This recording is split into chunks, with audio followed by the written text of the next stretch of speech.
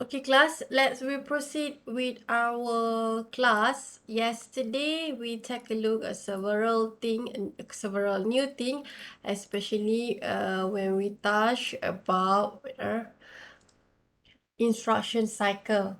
There will be two things yesterday, three.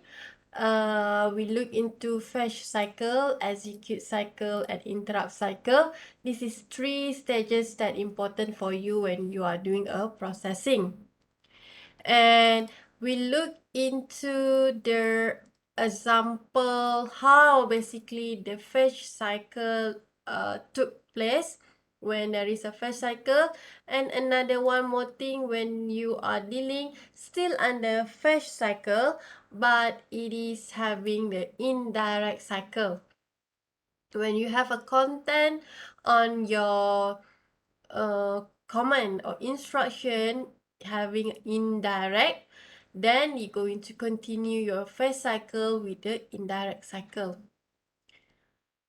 You still under fetch cycle yesterday.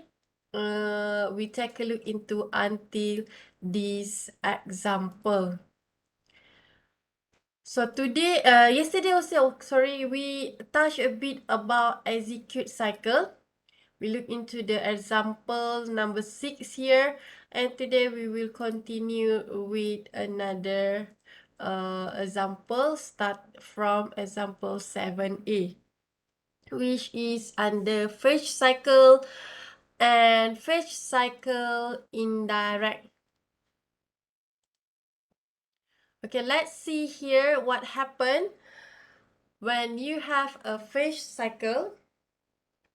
For fetch cycle, you still remember the flow. Yesterday, we take a look into the flow together for the fetch cycle. Where is it?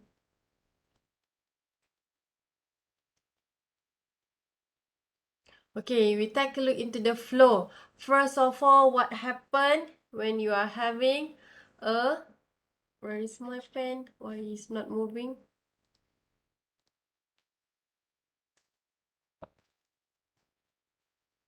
Okay.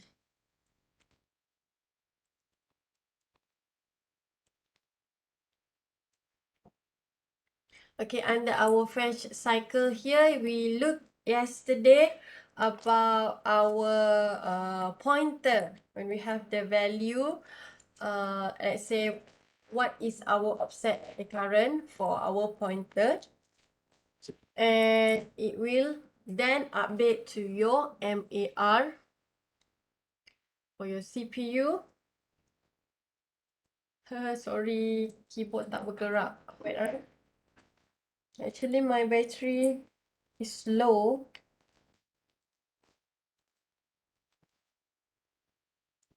Okay, now it is working. I need to open the battery and take it out and then put it back to the place.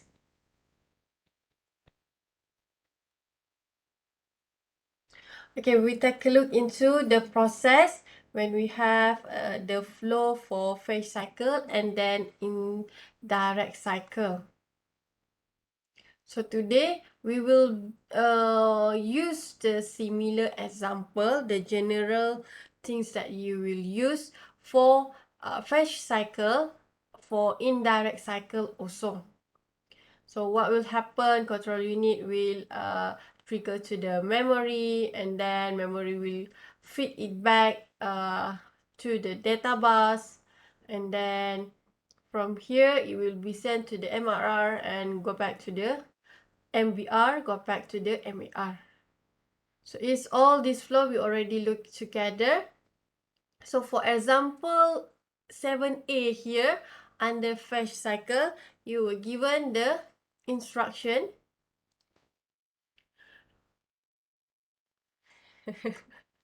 Kenapa dia tak nak keluar? Okay. MOVAX and UM. So when you have this, your fetch cycle, what is happen? First of all, you will have the pointer initial value as usual. So let's say assume your pointer currently at 100. So your pointer will then update to your MAR by your control unit. Control unit will give a instruction and trigger for a PC to instruct and send this value to the MAR. So your MR will then send to trigger to your memory. This one is your memory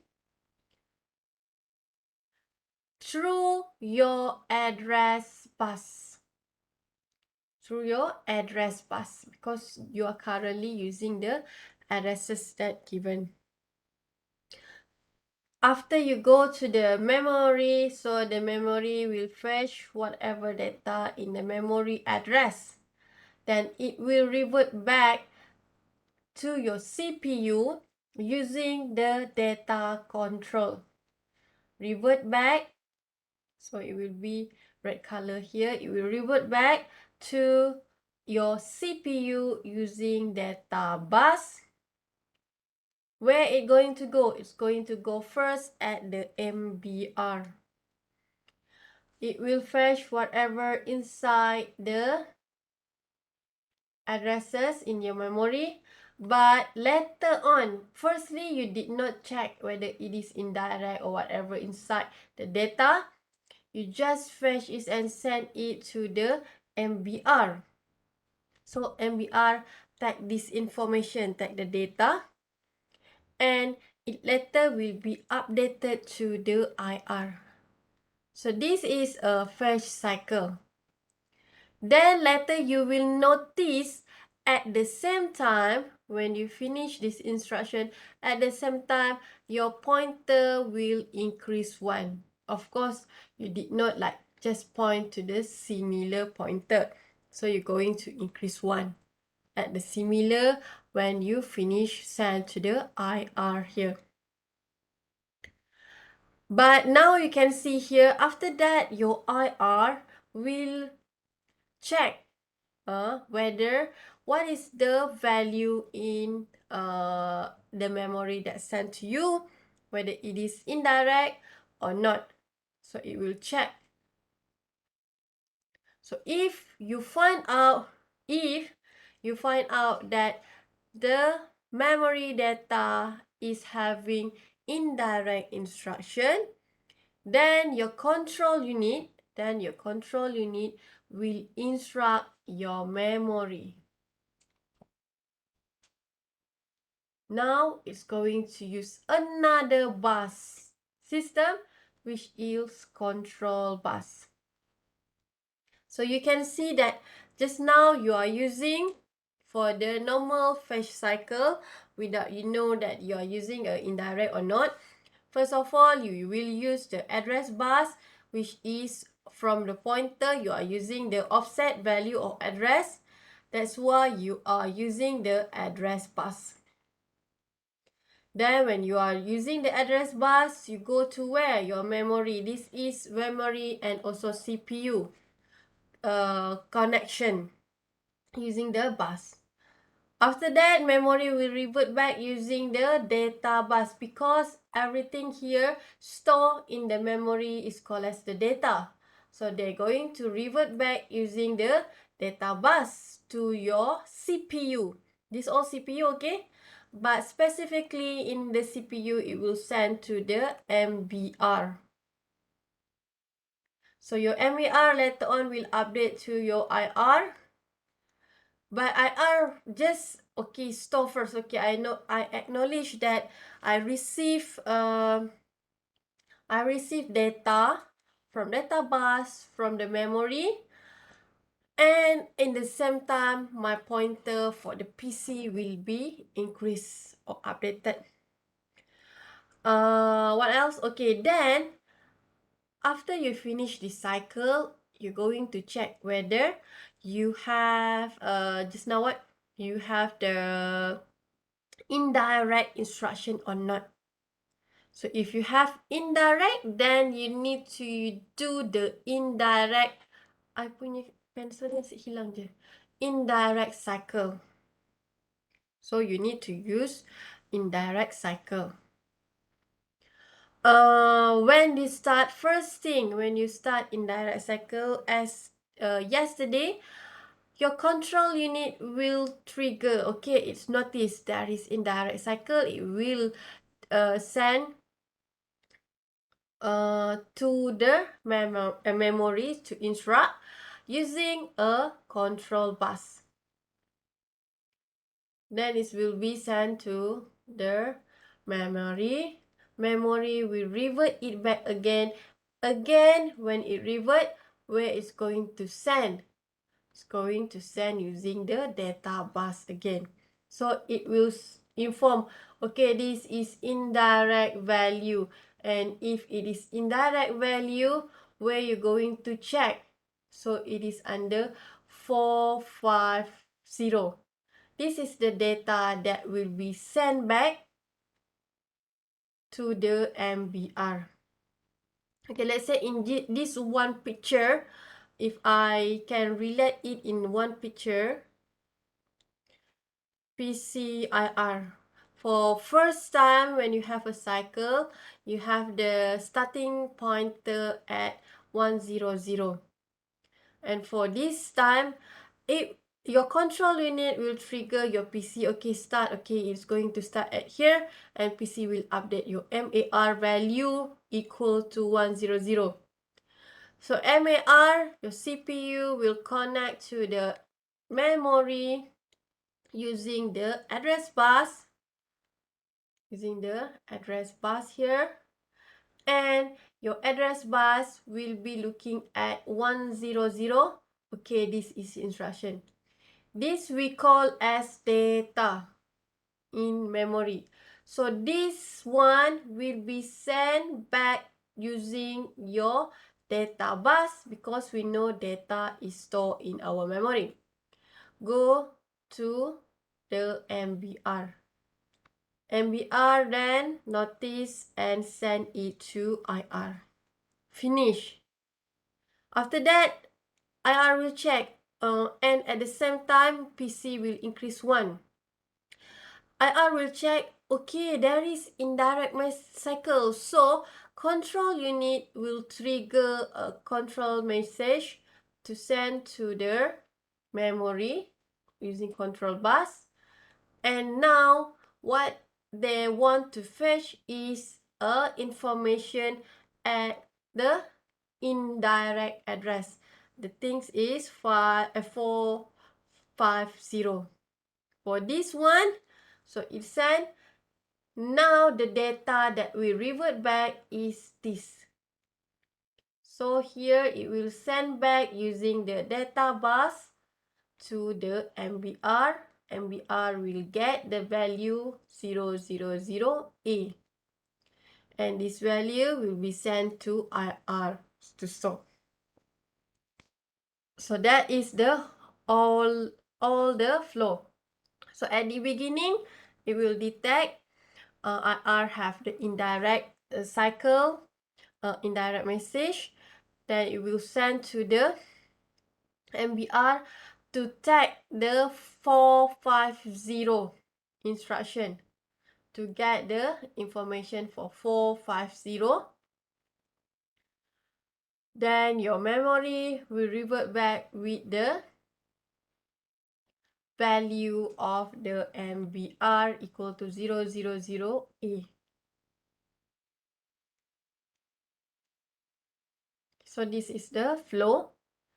And lastly, your IR will get the, which is move your AX num, which is updated to the AX equal to 000A. So let's see here in the table, what is actually happened throughout just now. You have all the value when you begin the address with 100, and you were given with the tables of the memory. So similar thing, actually what happened at T0. For T0 here, it will be IP PC equal to 100. So your IP PC value will be 100. And then T2, the rest is still empty. T2, what will going to happen? You're going to update the value to your MAR. After that, your MAR will try to fetch at the memory. So you can see here the IP also will be increased. So now your MBR will get the value actually for this one. This one supposedly here. Later on, you're going to see another example. It shows you actually what is happened. Now in this 7A example, it just shows you that you have 450. This one is actually this thing. You're going to get the data here. Data will be sent back to MBR using MOVAX 450 here. And after that, your pointer will be increased 1. Remember, you're going to also update the IR later on. But you can see you're going to update your IP in the same time. So your IR value will be similar. Actually, this one. You still did not know what is the value for the 450 here. This one just indicate that this is indirect. So this one later on you're going to fetch it in the indirect cycle. Okay, after you finish your fetch cycle, so this is your fetch cycle. After that, you're going to do the indirect cycle. So from here, after you have the value for indirect, you already mentioned to your IR. Okay, I have the value of indirect. And you already update your pointer value. So for indirect, of course, who is going to trigger? Your control unit will trigger to your memory, and your MBR will send to the MAR.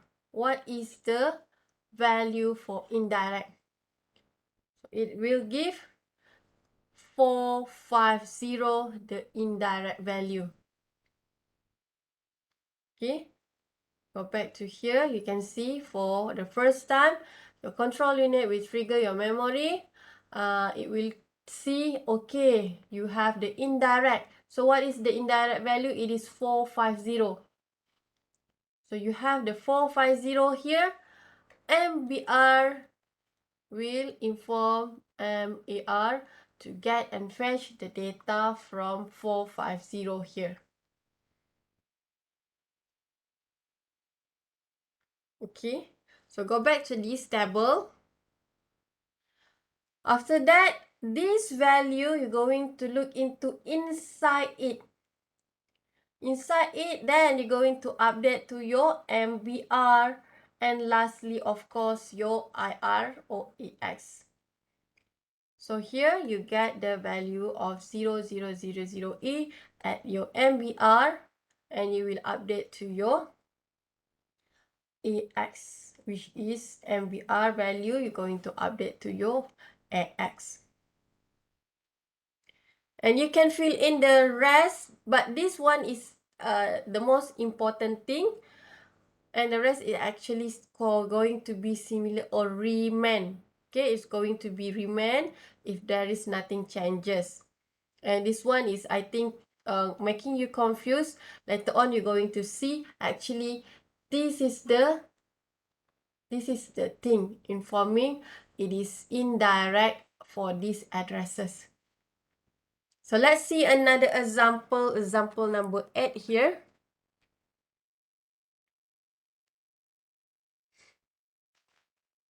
For this example number 8, you have trace the executions of instruction. So you need to trace, and you were given with the memory. So your memory here,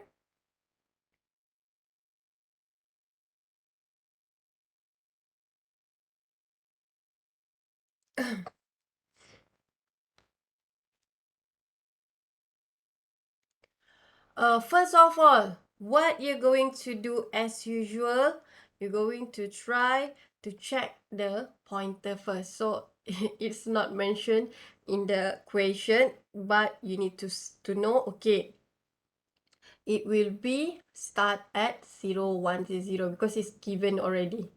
Actually, in the in the question, supposedly it's going to be having all the information value.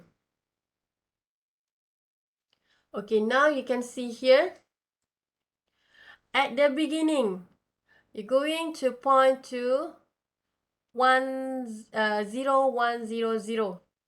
You start from here. So it's going to update the similar value to your MAR. Easy, right? If you already remember the flow, it's easier for you to remember and to get the value for all the table later on. So from here, it will trigger and send a request to your memory using address bus to check the data in the following address for the pointer.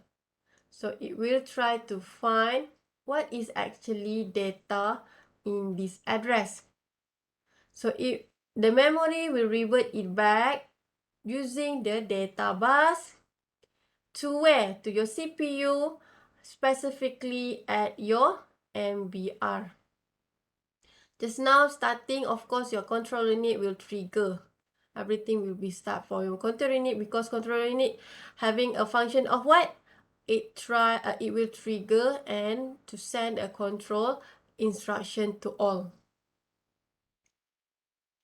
Okay, from here, later on, you're going to get this value to MBR. See, this is the value for your MBR. At the similar time, what happened? Your PC will increase 1. And this will be sent to IR.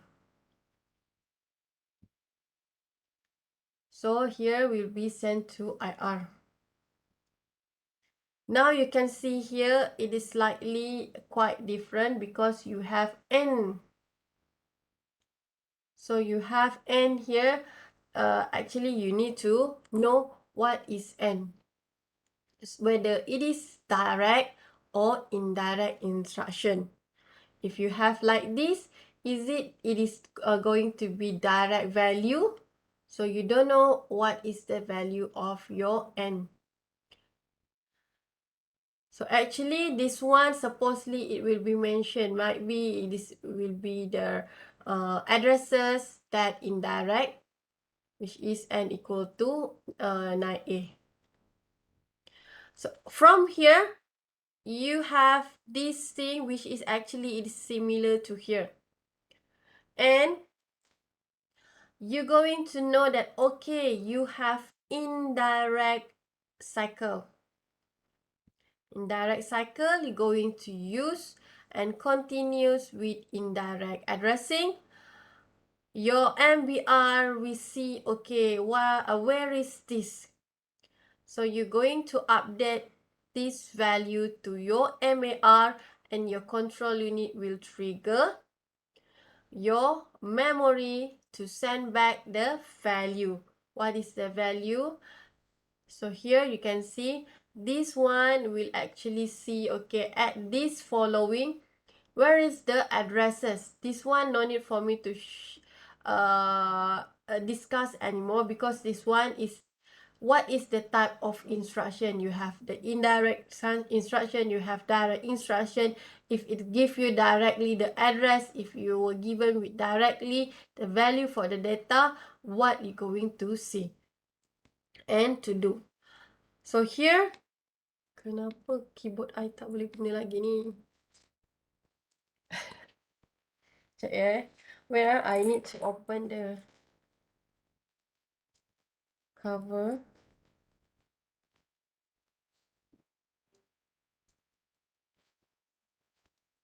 It's not responding.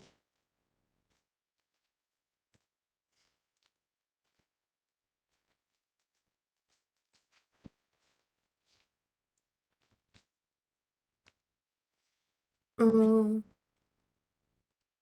I will use my mouse only. Cannot delete all. I need manually delete one by one. Okay, from here, just now, alamak nak balik. Okay, from now you're going to see you're going to get the MAR. It will update the value. Your MBR will update for a indirect cycle to your MAR. So now your MAR will try to look into what is the value inside the address. And your memory will send back to your data bus, and your MBR will get the value which is 9A and will update to, is there any common? Okay, you're going to update move AX means that your AX value will be updated 9A. So let's see the table. Is it similar one based on the previous example? Yes. So this is from the example number 8 just now. So this is the example number 8. And you just need to fill in the value in. So we start at 100.0.10.00. And here you're going to update your IP of PC value 010. After you update here, next you're going to start your fetch cycle, and your value will be updated here 0100.0100. The rest is not yet updated, the value. Then the third one, you're going to send the data inside your addresses. So address 0100 having the commands of move AXN. So you're going to put inside this. At the similar time, your pointer will be increase 1, so it will be 0101. And after that, you're going to have this similar value sent to the IR. You're going to check whether, okay, is there any indirect? So you say, okay, there is indirect cycle. So the value will be sent to the MAR. What is the value of the addresses? You send to the MAR. So your MAR will later on request by the control unit, and it will be revert back for memory to your MBR, the value of 9A. Lastly, it's going to update your AX. Similar like previous one. So the rest you can also fill in like 0100, which is not changes. 0101, 0101, 0101. I don't know whether the final exam it will be needed for you to fill it all others, or it's just the important one only. Okay, you can try to do exercise 5.2. Here is the answer. Maybe later on you can try to look back this video and you can screenshot, but before that, please try to do it by yourself. You can try to draw your own table and try to do the exercise. So there will be quite long until T16. because you have a lot of instruction, jump there, jump will be looping, so it's going to be having a value of looping also. So let's see the next one. Lastly, after you have the indirect cycle, you have phase cycle. So that I cannot use my keyboard. So you have okay. After you already done with the phase cycle. Execute which we also including the indirect cycle. Now you're going to see the execute cycle and also interrupt cycle. So go back to the specific.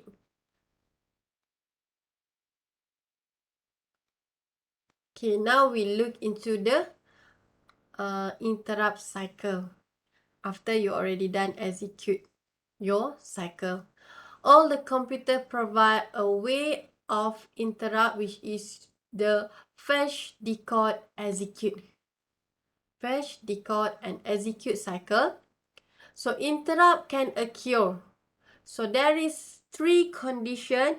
It will trigger, or might be also it will occur the interrupt. First of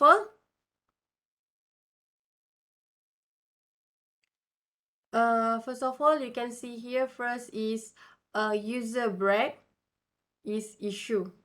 Example, when you have a control plus C, when you interrupt, when you click at your keyboard, there is a CTR L, and there is also C. When you click Control and C, you're going to interrupt your program. Next one, you have input output is requested by user or a program. So it will requested by a user or a program. It also can occur an interrupt. Lastly, a critical error occur. So this one, all these 3 can also make the interrupt cycle to happen. Okay, now we have here interrupt can be caused by hardware or also software. It doesn't matter. Like this one, this is from your hardware. Or maybe this one can also buy a software. So both can happen. Software interrupt are also called as trap. Sometimes in equation, it's not just asking inform you about a term of interrupt, but might be this called as trap. What is 3 things, or might be what is the things that might occur a trap? So don't feel like, I never learned trap. I just know about interrupt. So it's actually similar, which is also called as a trap.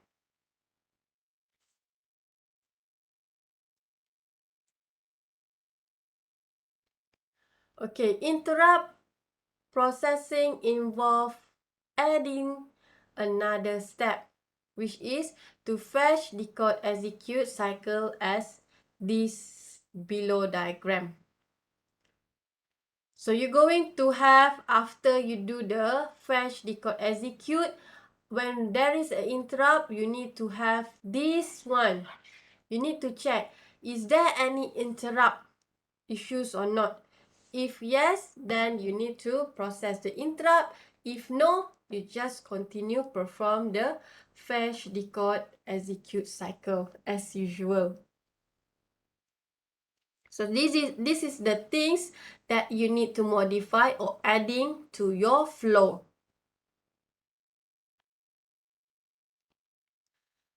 So let's see the flow. how when you have the interrupt cycle. Just now you look into the phase cycle and also the indirect cycle. Now let's see the flow when there is interrupt happen. So the current content of PC must save first. Must be saved first. Similar also when you are suddenly you open your Microsoft Word. I give Microsoft Word the words because we always use that.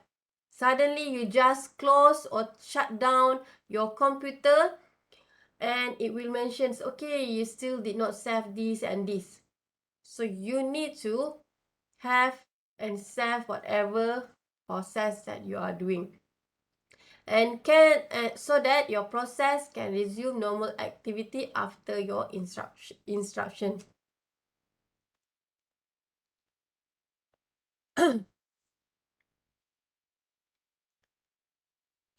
First of all, the first step for interrupt cycle, it is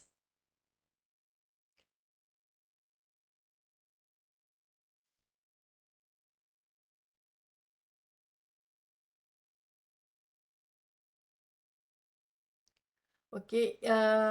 For first time, the current content of PC must save first.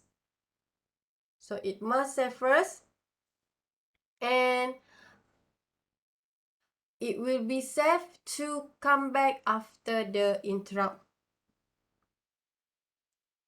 Then over here you have second one. Sorry, I keep enter my keyboard but it's supposedly not function, so it's like weird, so I need to use mouse.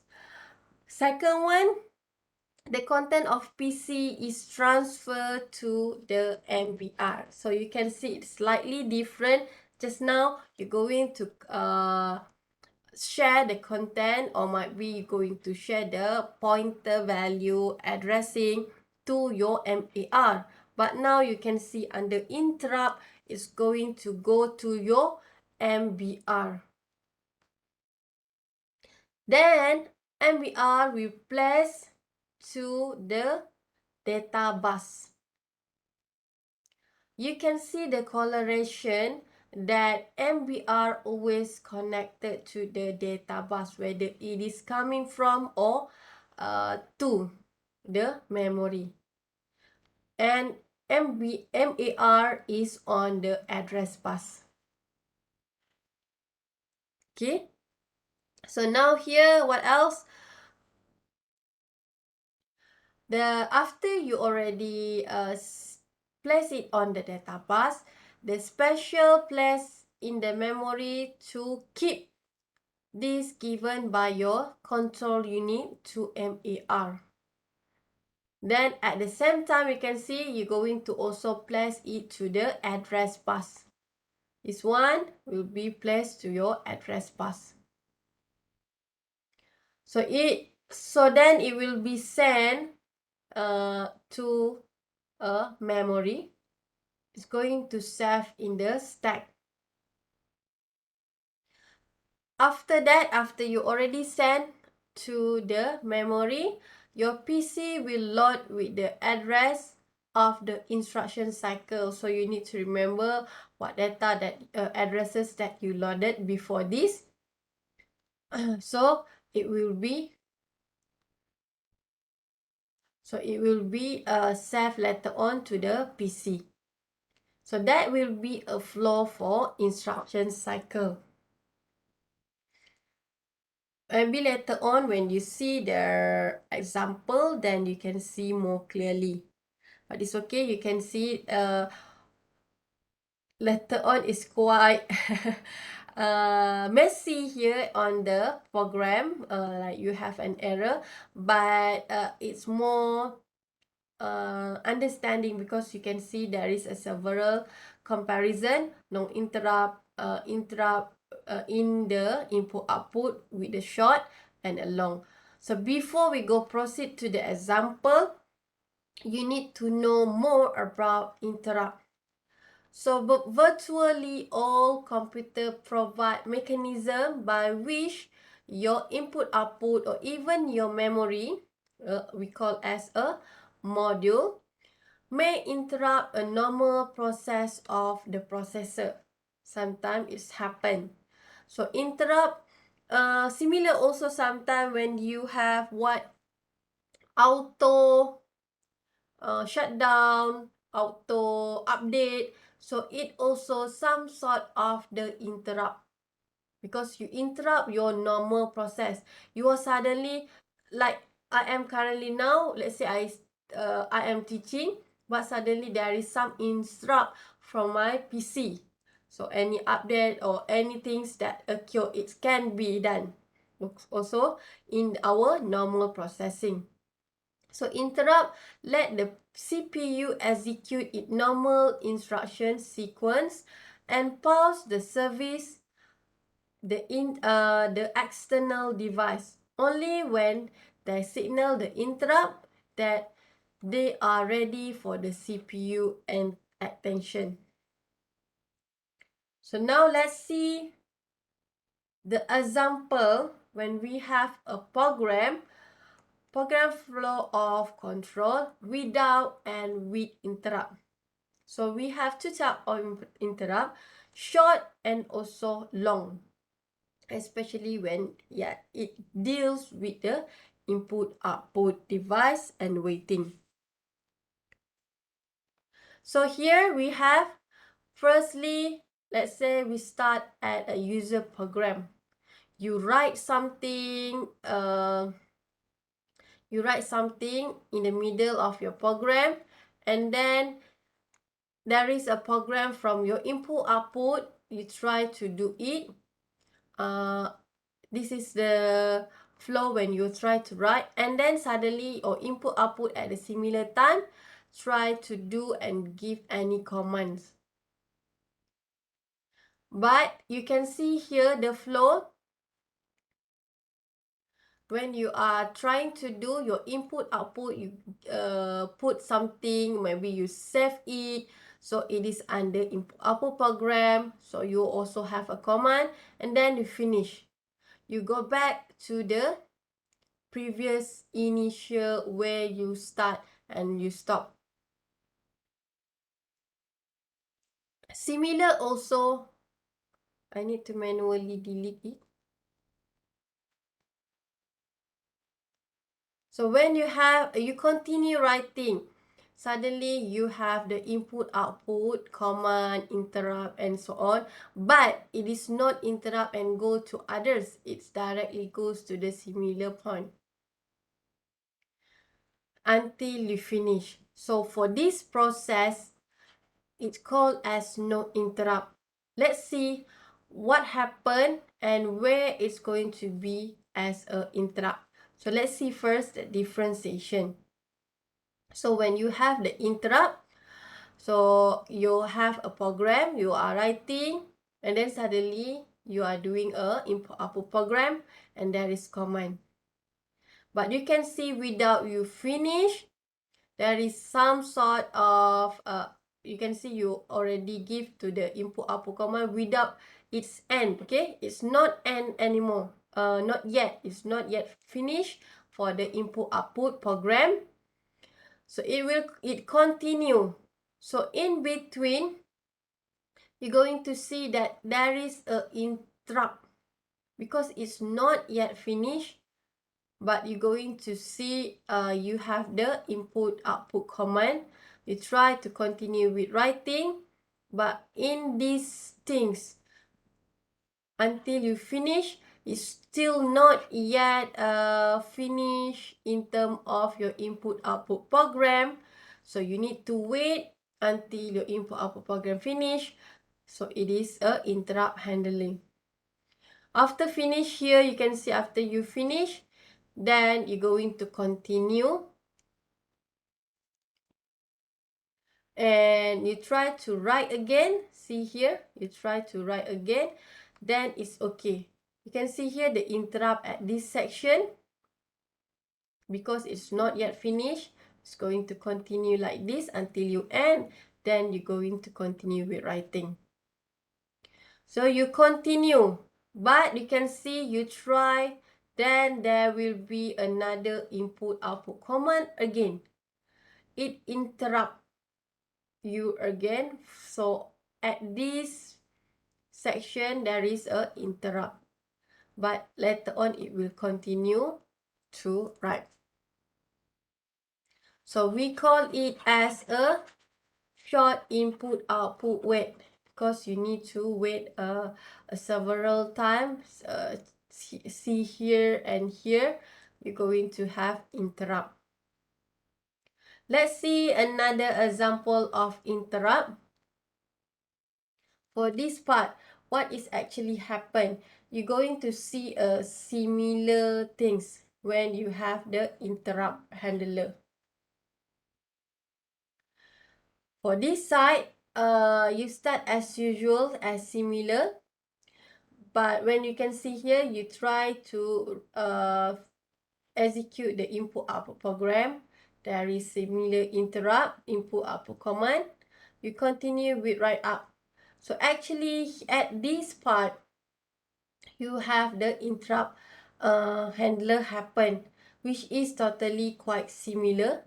But there is a huge delay. If you can see here, actually it will be continuous directly. At this side, there is no interrupt happen, but it will continue. Actually, at this side, there is a interrupt handler.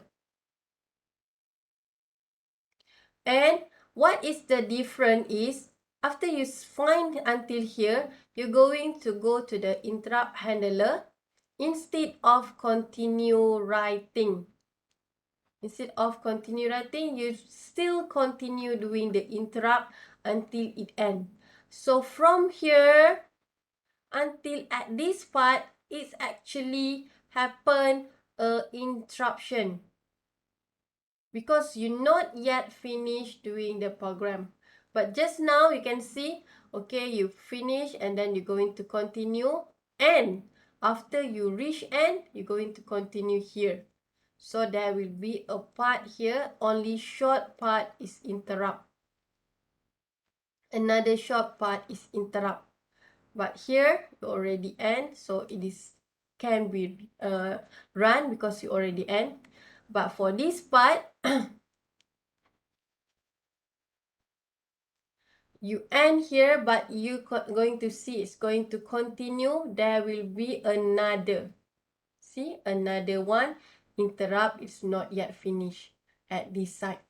Start here, and this part you're going to continue. After you reach here, you still get a interrupt handler.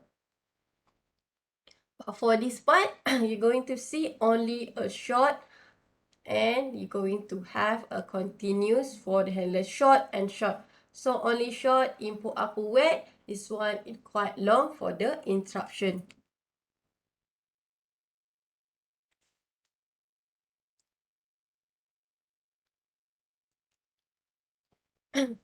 So this is basically what happened when you have a short input output waiting under instruction, interrupt, and without interrupt.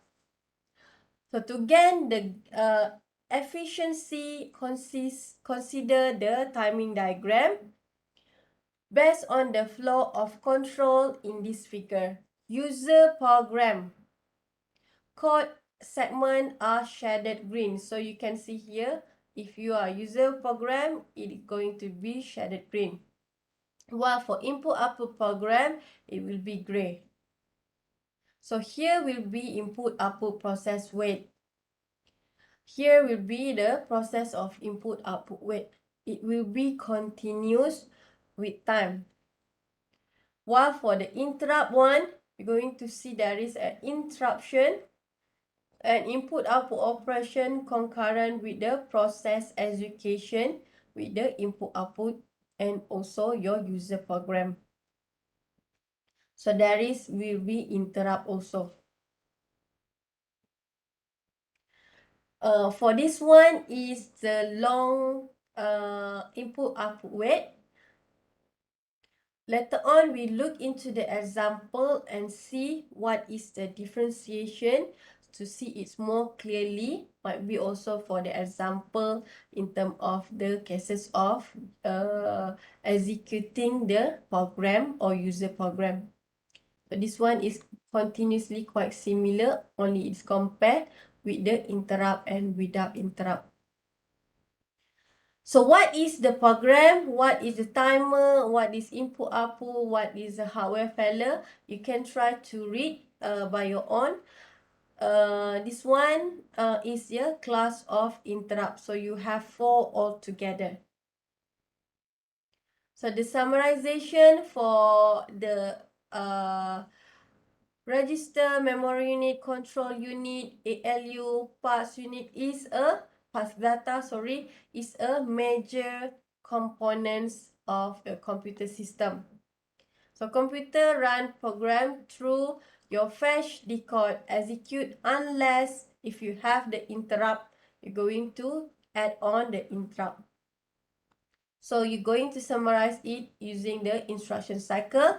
So distinguish between user visible, control, status, register, and discuss the purpose of register in each categories. So after this, we take a 5 minutes break. We're going to continue with the instruction pipeline. There will be several things, which is pipeline quite important later on for your HPP subject if you take HPPC. And that's why you need to carefully understand all the instruction pipeline strategy, performance, and hazard limitation. Is it okay? So we take a 5-minute break and then we're going to continue back.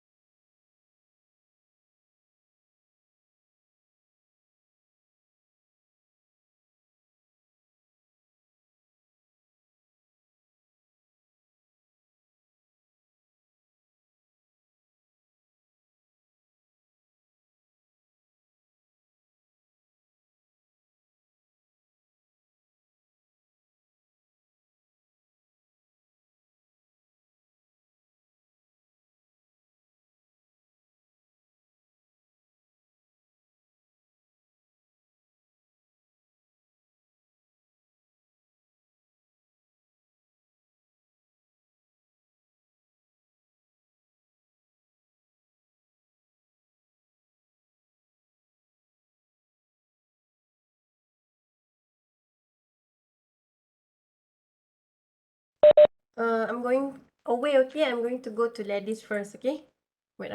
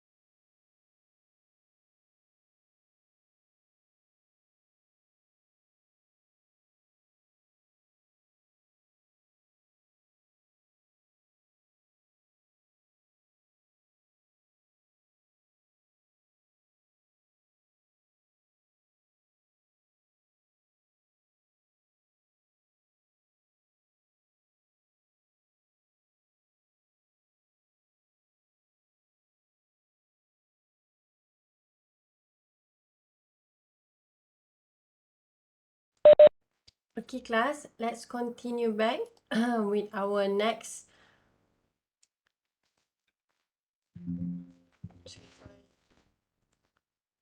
Yes, keyboard V3. Okay, let's continue back. Please enable your webcam. We're going to continue with our instruction pipeline.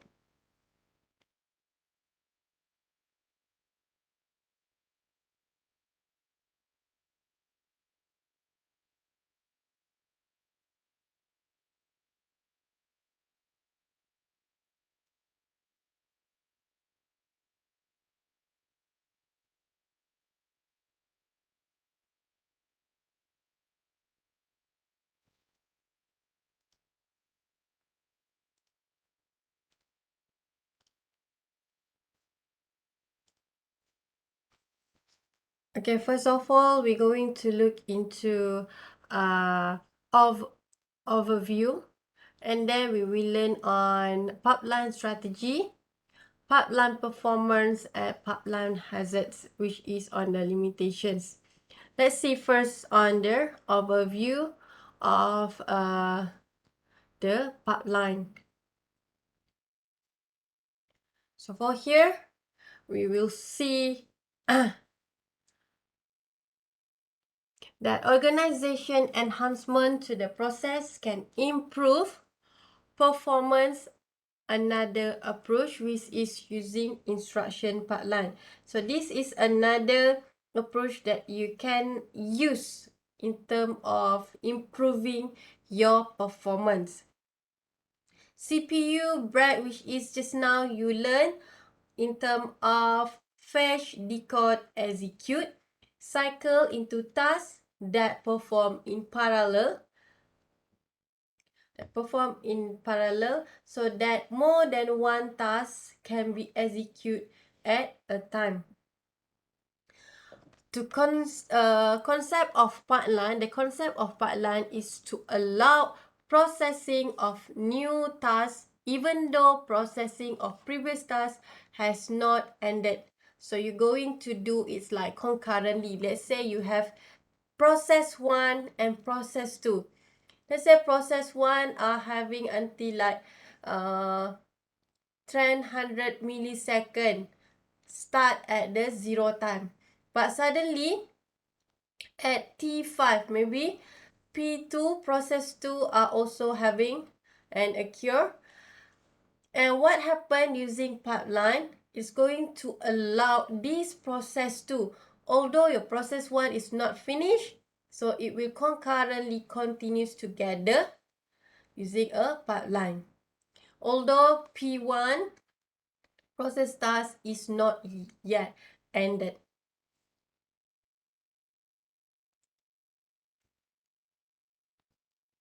So analogy of in terms of pipeline laundry.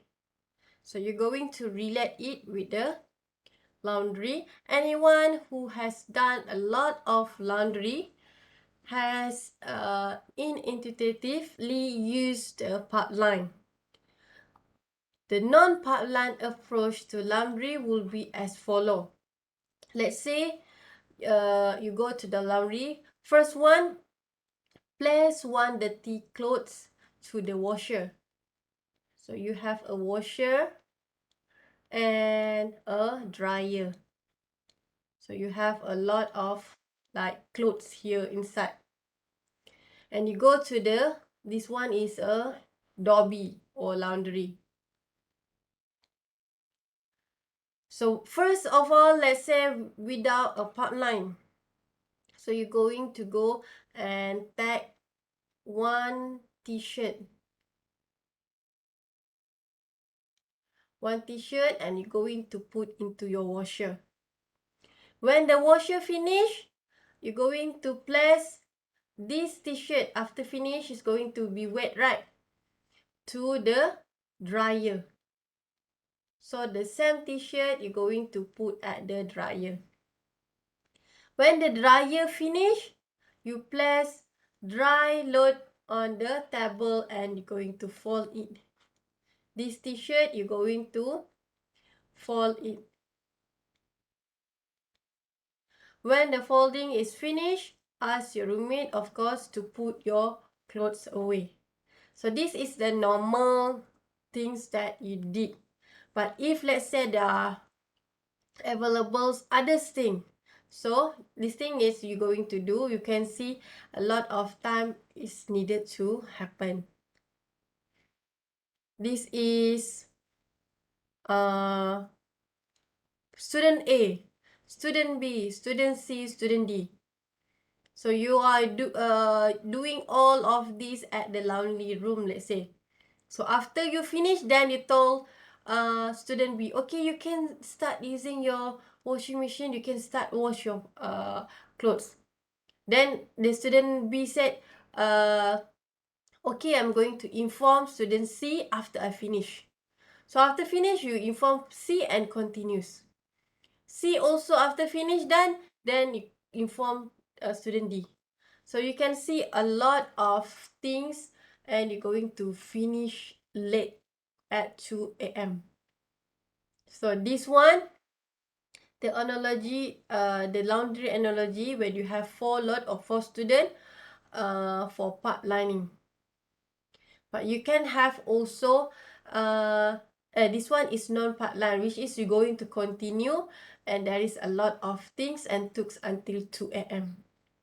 So if you are using the part line, what happened is, once you finish using washer, then student B directly, you're going to student A inform directly to student B, hey, I already finished.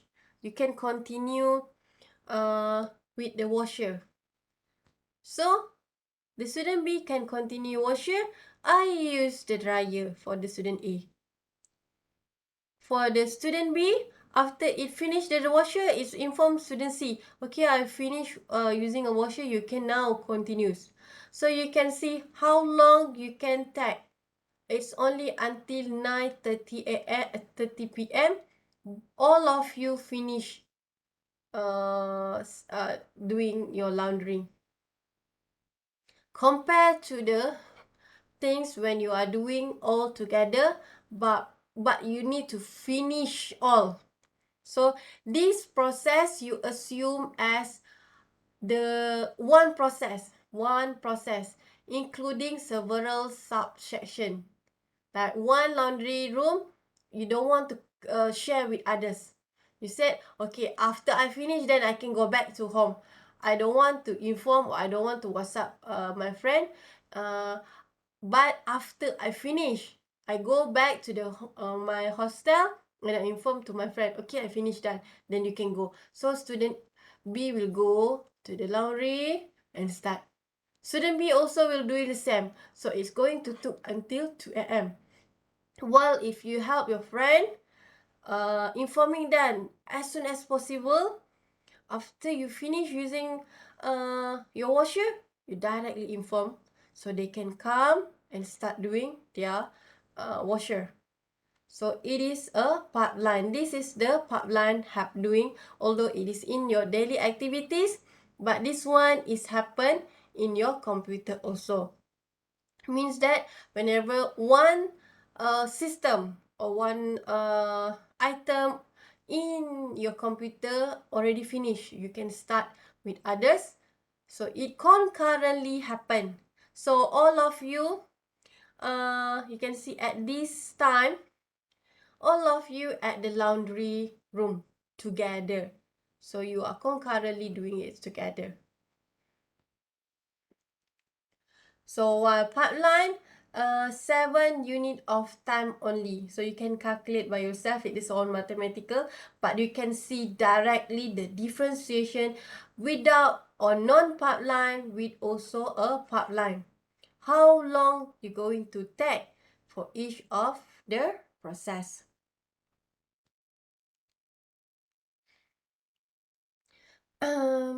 This one is what? Okay, the laundry analogy just now is just for load, and now let's say you're having the 816 load for pipeline. So of course it's going to be took many. For non-pipeline, maybe you can try to draw by yourself how long it's going to take. So your task, the total task time with task. This one is inside. So let's say you are having, this is task. Inside this task, you are having how many? 4. So you're going to have, let's say, 816 times 4. Altogether, you need 3,264 units. Compare if you are doing a pipeline. So what you need to do is just task plus task minus 1. Task order minus 1. So you're going to have tasks. How many you have? 1, 2, 3, 4. And your task order, how many total of your task order? 816. Load, you're going to minus 1. Then this is the time finish for the pipeline process. So you can try to remember also the equation and compare what you will get. Okay, so you understand now the basic information or basic concept of pipeline. So instruction pipeline, you have a process and there is a several segment. Single instruction cycle process is divided into several small independent tasks, or we call it as a segment. Just now this task, we call it as a segment. Some segment can perform in parallel, but sometimes if you compare to this process, of course you can do it parallel, but sometimes there is a thing you cannot do it parallel, so you need to know also about the situation. So some only is not going to relate to all. Sometimes you need to like sometimes there is things that might be okay, you need to watch 2 times maybe, so you cannot do it parallelly for the 2 times for watcher. So that's why it's mentioned here, some segment can perform parallelly. With the use of pipeline, the average CPU is reduced. So in this process, in this equation, it assumes that all tasks or a segment can do parallelly. So let's say here it also mentions there is data operand pass through all segment as in sequence. Each segment consists of circuit that perform sub-operation. Segments are separated by register R that hold the intermediate result between stages. So CPU pipeline structure, you are doing the register first and then you're going to do the segment. Similar also the rest, it is controlled by your control unit. So you have the data in and lastly data out. This is the basic CPU pipeline structure.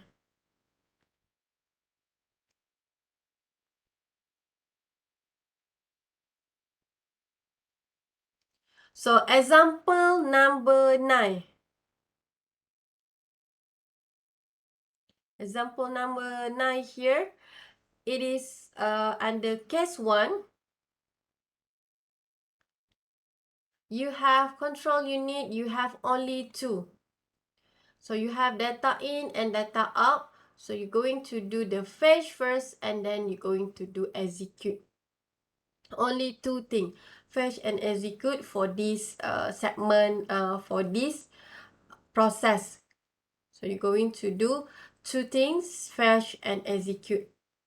And of course, fetch and execute, let's say assume it as one segment, one part. Let's say fetch is referring to your watcher. I don't know, watcher, is it like drawing like this? No. This one is dryer. Assume it's a washer and this one is a dryer. So you can see if you done this washer first time, fetch 1, you can see here.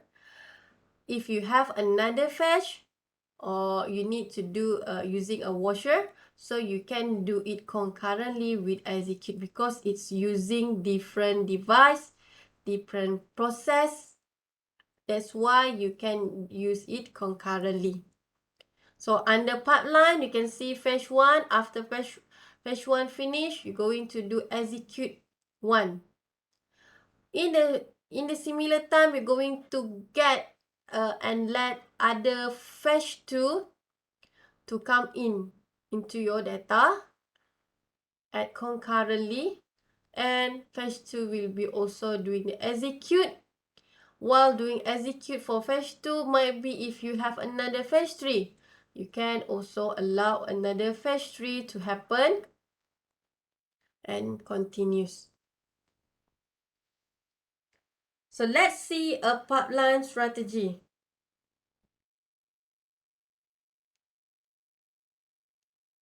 So process is referred to as a pipeline when a new input are accepted and at one end before previously accepted input appear as output at the other end.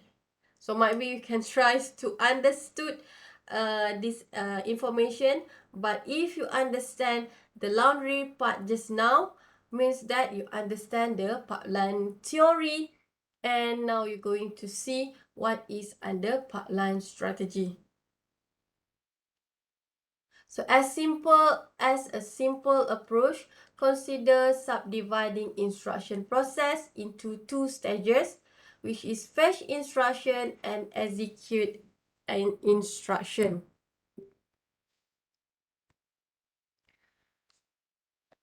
So there will be a time during execution of a instruction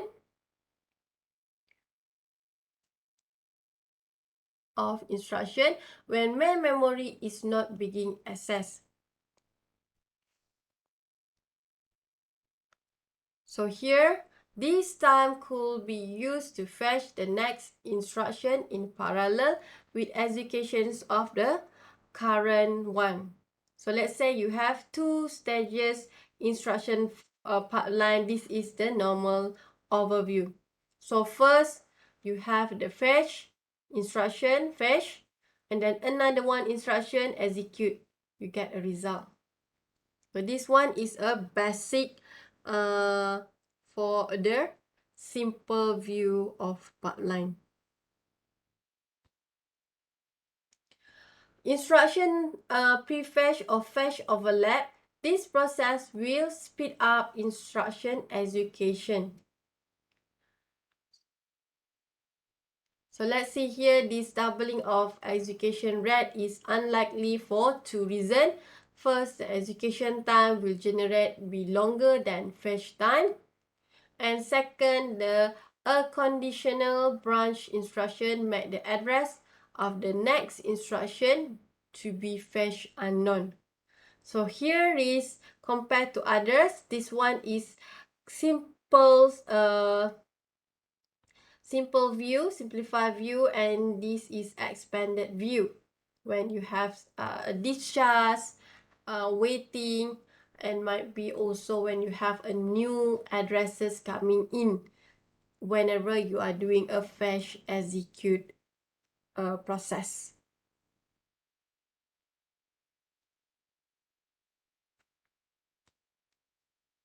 So there will be a several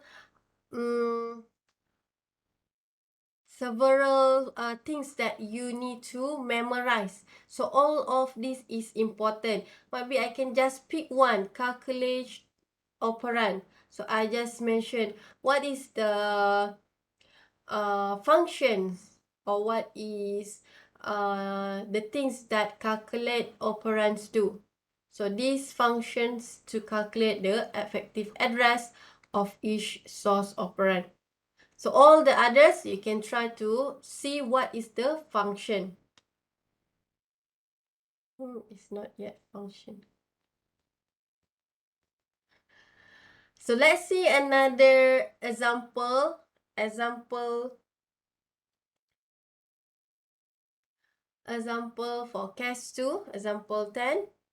So here to implement the instruction cycle with multiple stages in simpler form. Use multiple execution, which is function unit, to parallelize the actual execution phase of several instructions. So here, when you have a control unit, you have like F1, D1, CO, FO, EI, WO. This is all the process that might be you are trying to do. So you have R1 and S1 as usual. So you're going to continue. This is example for the case 2. What is actually happened? And you can see here, figure 1. In this figure, a figure shows that there is 6 stages. 1, 2, 3, 4, 5, 6. 6 all together. Let me copy this one. I need to let's back the battery.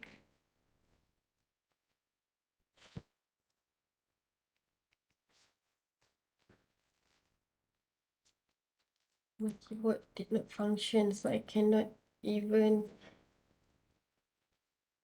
start from this.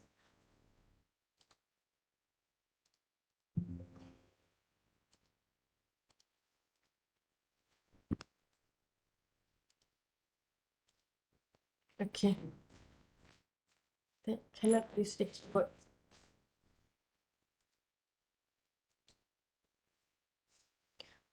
Yes.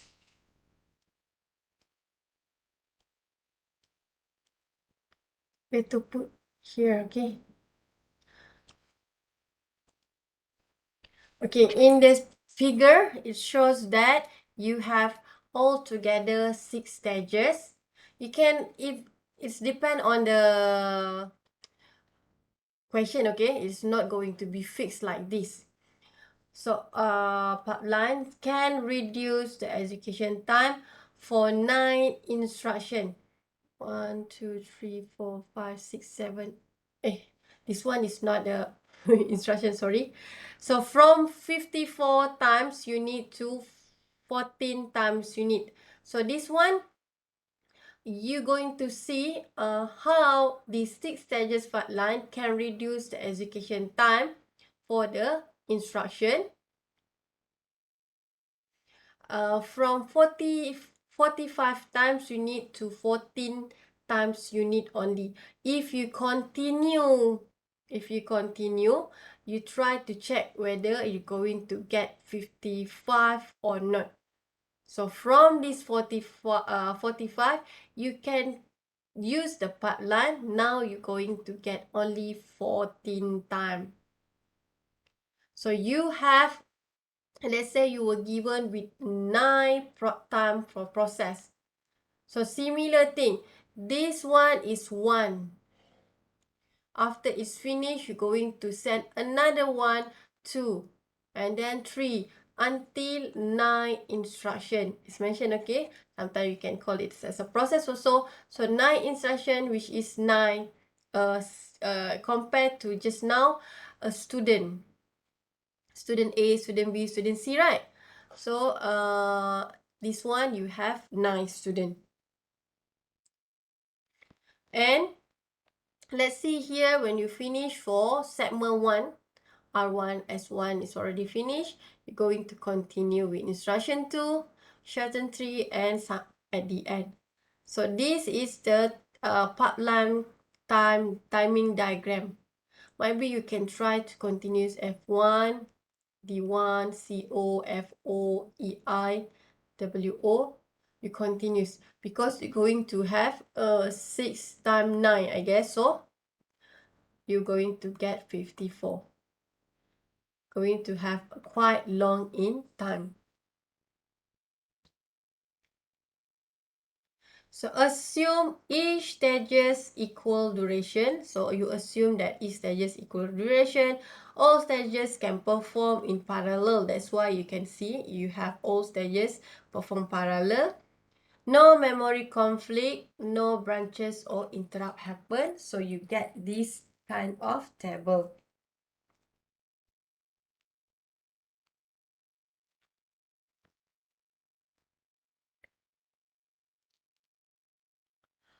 So under pipeline performance, here some simple measurements of pipeline performance and also relative speed.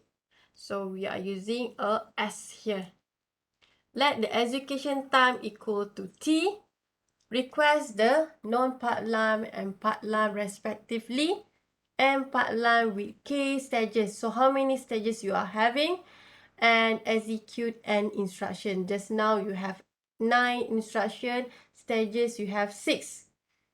Time execution is equal to Tn, T small n times with n. And here is execution 9. So actually you are going to have a stages. This one is non-pipeline. You have just now 6. Altogether you are getting 54. Another one is when you are having the pipeline. Pipeline, this one, actually these two equation, you already look at these pages.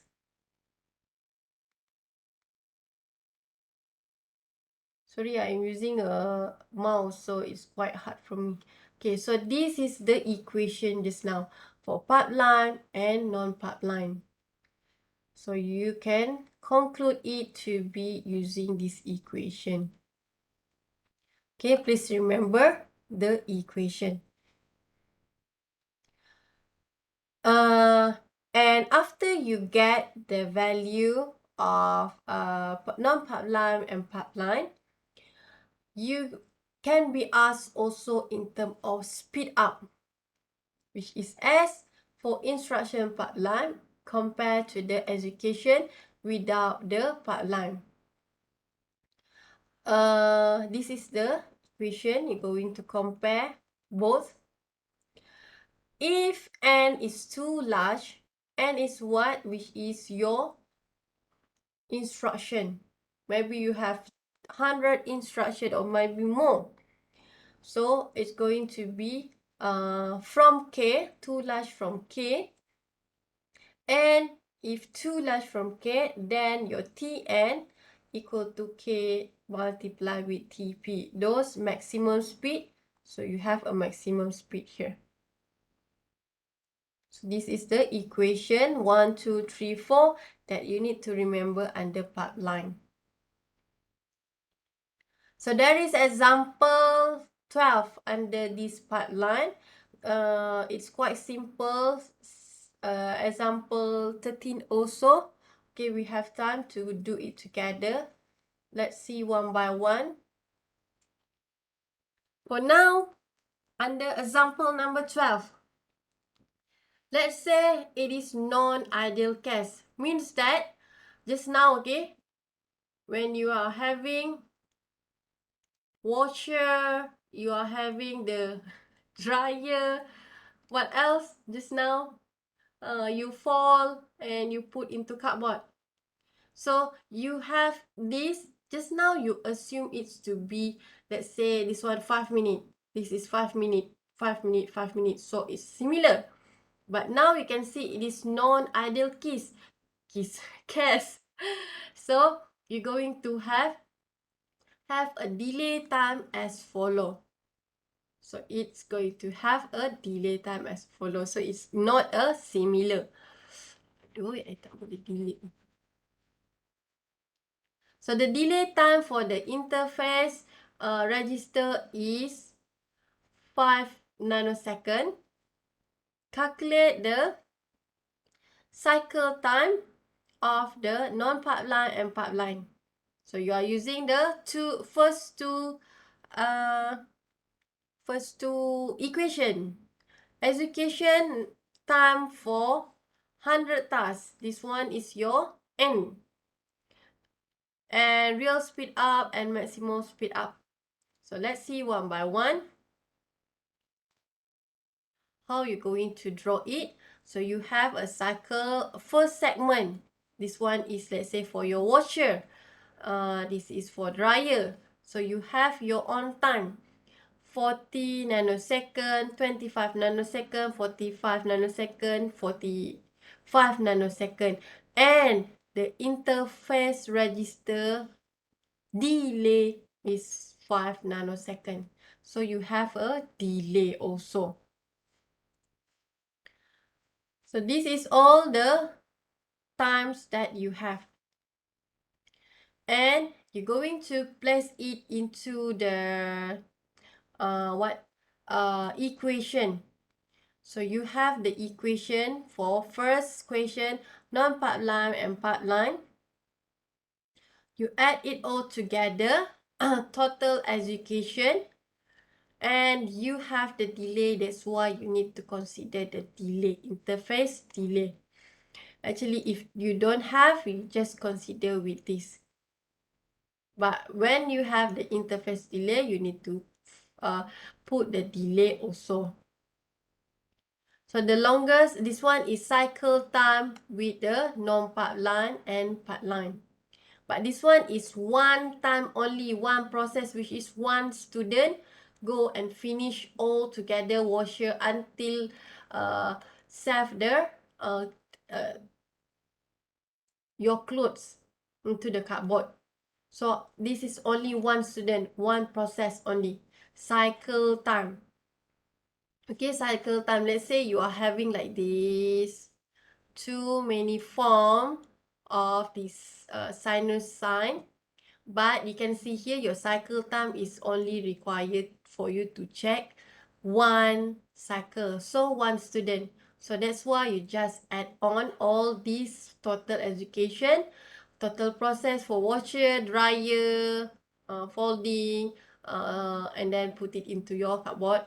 So you have this all together, but you need to consider, just now it's mentioned, you have the interface. So total up, you're going to see the longer equal to 160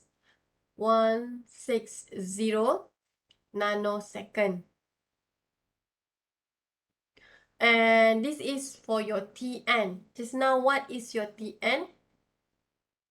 Tn is already given here. You need to have this Tn, which is your cycle time. Tn is the cycle time. Tp is a cycle time, but is a pipeline. Tp is a pipeline. Pipeline, if you don't know how to do this, you need to see that, okay, you will do it all concurrently, isn't it? So you need to find the longest delay with the interface delay. So this is another, I guess, equation you don't meet at the beginning slide. So if you want to find out the delay for the pipeline, you need to find out which one is the longest. Okay, this is the longest, 45.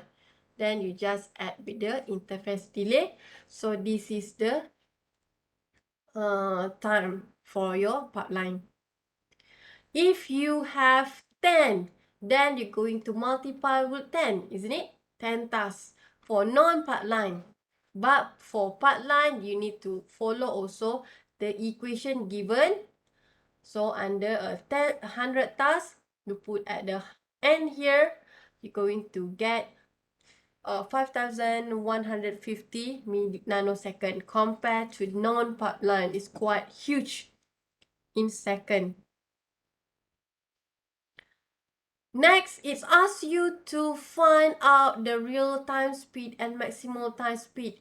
This is the equation you already take a look into.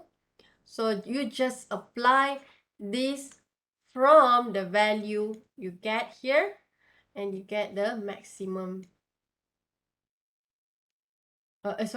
You're going to get the real speed up. And the maximum speed up, it is a S max equal to K. This already shows you S max equal to K. Where is your K here? Sorry. So you have the K here segment. How many you have? You're going to have 4. So this is the maximum speed. So already shows you everything here in the pipeline performance. How K is what, N is what. So please make sure you can remember the equation and how you're going to apply into the exercise of question. So let's see another example. Example number 13 here. You have K equal to 4 again. 4 segment. And your interface is 3 nanosecond. What else you have? Okay, you have 1, 2, 3, 4. 4 segment with the different nanosecond time execute. Which one is maximum? Okay, this is maximum. You notice the most important things. This one, this one, this one is important. So this is the simple block diagram of the pipeline. It's already given to you.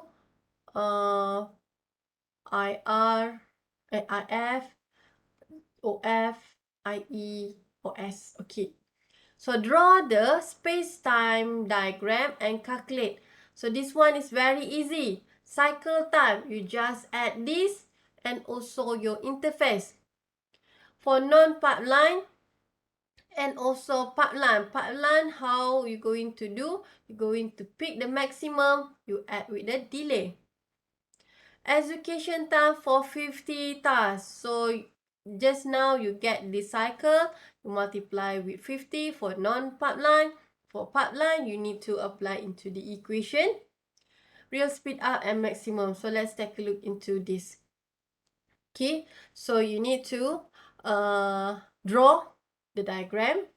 So this one is actually not too hard for you to do. Purpose of the diagram to show the event of pipeline. Assume only for instruction. It is mentioned for the instruction for segment. Okay, it's slightly change. Just now your T is here. Your IF is here. Let me draw you like previous one. Okay, I have IF here. I have OF, IE, OS. Aduh, I'm very not good in drawing.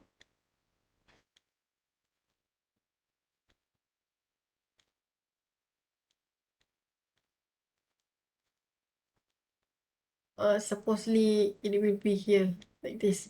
Okay, so it's going to be similar IF, OF, IE, OS. So you have for instruction 1, T1, T2, T3, T4. So you have for instruction, this is a segment. So similar also with this. Okay.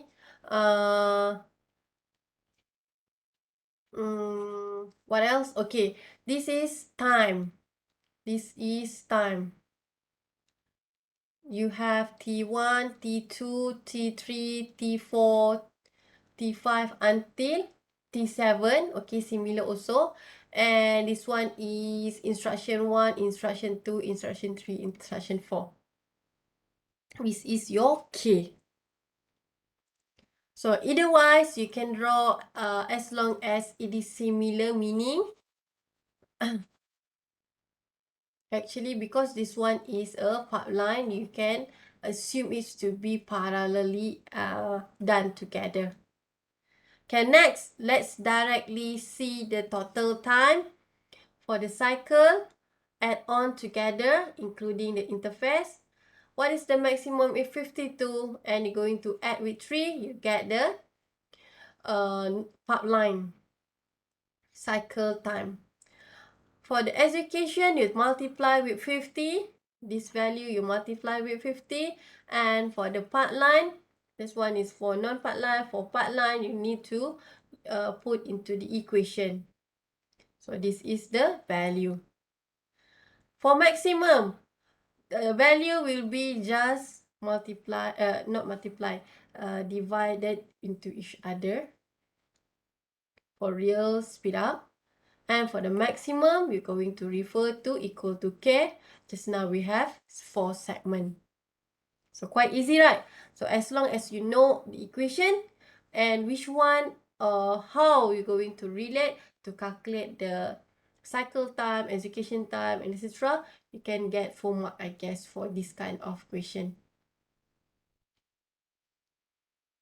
Okay, we have more time. I guess we try to cover as much as we can. Okay, let's proceed because just now it's quite easy for the equation for the exercise. Let's see, although you said that, okay, it's good for having a part line because it's going to help you reduce time and many others, but you also have the disadvantages or limitation.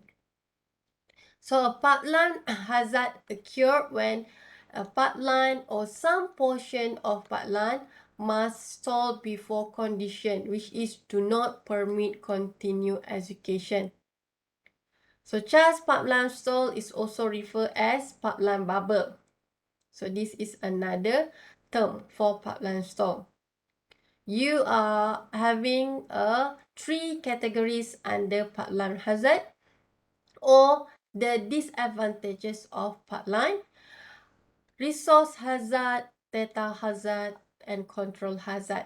You can also look into what is the other term that relate to similar term showing in the diagram. So let's see one by one. I think until this hazard only. Okay. So resource hazard. For resource hazard, resource conflict, also known. You can see here, it's also known as a resource conflict. A resource hazard occurs when 2 or more instructions that are already in pipeline need the same resources. So let's say you are having a dryer, you are having a washer here. When you try to run one student, but this student, sometime after it's finished dryer, then he said, my clothes is still not very clean. So it said, okay, I need to do, I need a dryer one more time. But you can see, supposedly another student can start the washer. But then, these 2 students need the washer at the similar time. This called as a resource hazard. When actually there is 2 or more needed to use a same resource. When you already execute instruction that already in the pipeline, you already put inside. The result is that the instruction must be executed in serial rather than parallel for a portion of pipeline. So that's why it's going to be like maybe the student need to wait. Okay, this one is washer, and after that it will be continuous like this. So this one is student, next student B. This one is student A. So it's serials. Although you can see it is continuous after that, it's still like after that is serial. Okay? That is the meaning by serial. Too many to delete. So this one is 5 stages of pipeline with the ideal case. Of course, there is no hazard problem at all. So let's see here. There will be a very ideal cases. But let's say we have a conflict with 2 instructions need the same resource. Is it similar? But I guess it's not. Which is memory. Data read and data write can only happen one at a time. Okay, unless let's say it's give you the instruction. Read and write also need to happen only one time. So that's why you can see sometimes it's also occur. You cannot do it parallelly. So you need to start here. So instead, you can see here, instead, this is the previous ideal case when you have something that you want to do, you can actually do it together.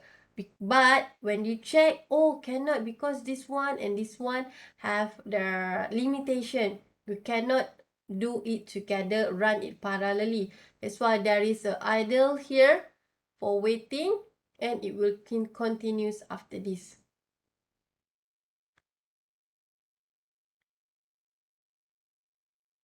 So the source operand for instruction is in memory rather than a register. So ideal for one cycle, which is you waste this cycle.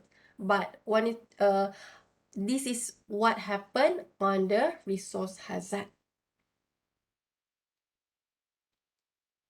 So that's why conflict of resource introduce you to the pipeline delay. There is a delay. If you compare to previously, you only finish at 8. Now you finish at 9. So there is a pipeline delay. A delay in any stage can cause a pipeline stall. So that is on the first hazard, source hazard. Second one is data hazard, or we call as a data dependency. A data hazard occurs when there is a conflict in the access of an operand location. So you can see it's dealing with your operand location. Two instructions in a program are to be executed in a sequence, or both access a parallel memory or register operand. So this will be trigger for you to have data hazard.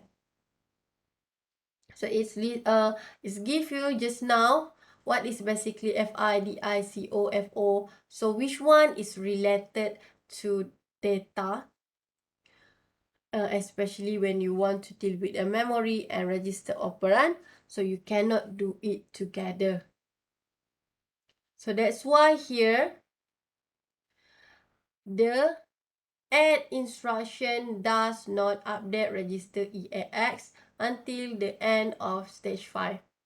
So example, actually in the example or exercise or in the equation, it will mentions and give you example very clear. But this one is for example for you what is happened for data hazard. So you need to assume that for this add register not update your EAD until the 5 stages. So because of it's not yet update, so that's why you have a delay here. So you can see there is a lot of times you need to extend until it finish. So this is just an example. So when you have this problem, you can also have a solution. So there is a solution: hardware interlock, operand forwarding, delay load. So you can see how this method can solve the hazard problem. So let's see, we look into this example on the data hazard. And you're going to use the delay load here. The delay load is compiler is used to detect conflict, and you're going to reorder instruction to delay loading of conflict data using an or P instruction. So you're going to reorder back the instruction. So solution here, let's say you have instruction 1, 2, 3, 4, and then at the first you add EAX, EBX. So from here you have first segment, and then for this one, then you're going to have the NOP. Continues also with similar. You can see NOP is in between.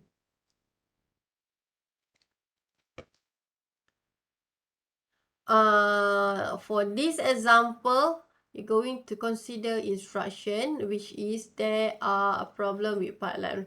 Briefly justify your answer. So this you were given with the add AH BH. So you're going to fetch the BH which is related to data.